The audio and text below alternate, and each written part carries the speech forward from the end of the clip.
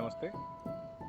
आज मैं अपनी वीडियो एक सवाल के साथ शुरू करना चाहता हूँ। सवाल कुछ ये है कि क्या आप मुझे किन्हीं 5 ऐसे विलुप्त हो चुके जीवों के बारे में बता सकते हैं? हालांकि लाखों हैं, लेकिन आप मुझे 5 के बताइए। आई नो बहुत मुश्किल होगा आपके लिए बताना, मेरे लिए भी मुश्किल था, क्योंकि हम जानते ही नहीं हैं। हम जानते ही नहीं हैं कि आज जब हम 21st सेंचुरी के अंदर हैं, तो कितने हमने अपने दोस्तों को खोया है अब तक। रीज़न भले ही क्लाइमेट चेंज रहा हो या फ्लड रही हों, बहुत सारी अलग अलग चीज़ें रही हों, हमने बहुत सारी चीज़ों को खोया है। भले ही वो एम्फीबियंस हों, भले ही वो बर्ड्स हों, एनिमल्स हो, कुछ भी हो सकता है। तो उन्हीं लोगों के बारे में, प्रजातियों के बारे में आज हम बात करेंगे। मुझे भी सबसे पहले बड़ा इंटरेस्टिंग लगा ये, मैंने जब सर्च किया तो जो जो मुझे मिला वो बहुत ही हैरान कर देने वाला था, क्योंकि ऐसी ऐसी चीज़ें मैंने पढ़ी जो अब तक ना तो हमने देखी है, ना हमने कभी सुनी है, और शायद से हम सुनेंगे भी नहीं।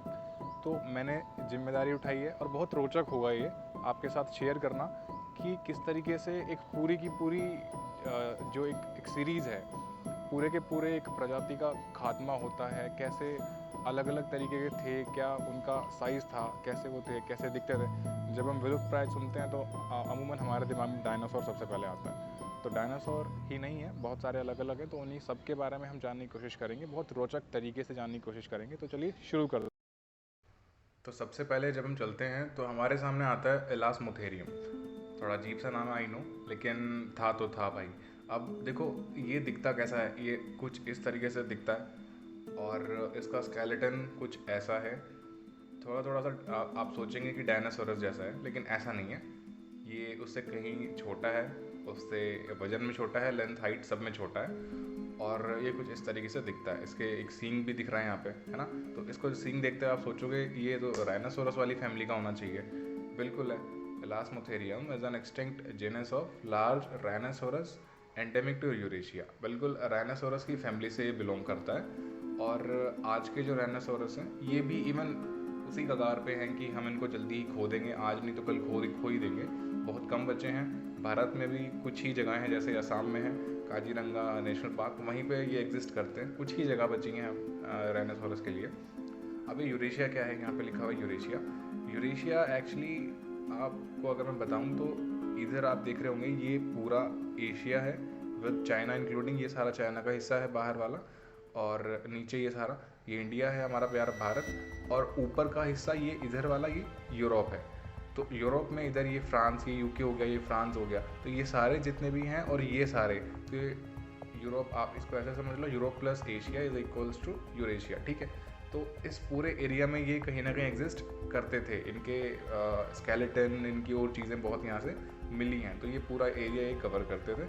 ये नीचे जो आप देख रहे हैं ये अफ्रीका है। शायद यहाँ पे ये एग्जिस्ट नहीं करते थे, तो इन्होंने नहीं दिखाया है।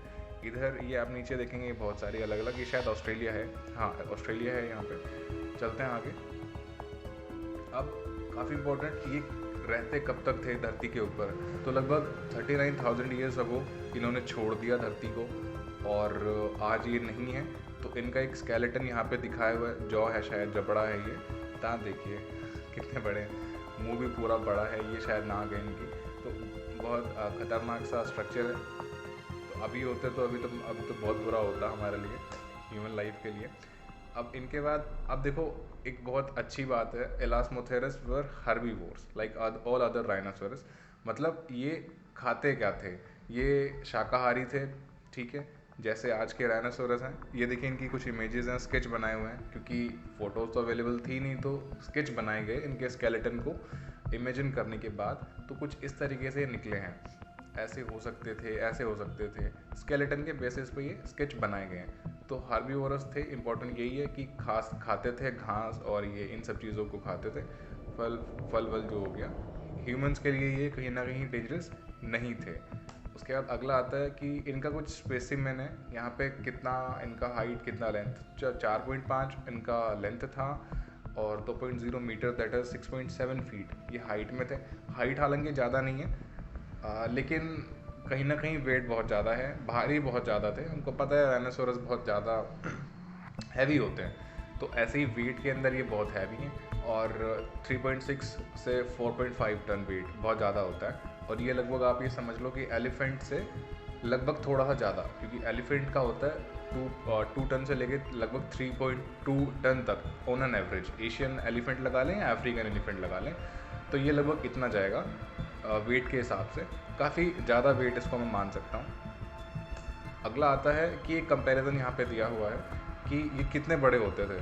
तो ये लगभग ये जो आपको दिख रहा है ब्लू वाला और ये येलो वाला, ये देखो इंडियन राइनोसोरस है, ये आपका ये नीला वाला जो आपका असम और काजीरंगा में मिलेगा। तो ये जो है इतना छोटा इसके सामने था, आप ये देखो कितना बड़ा ये है, इतना छोटा ये इसके सामने दिखेगा एक टाइम पे।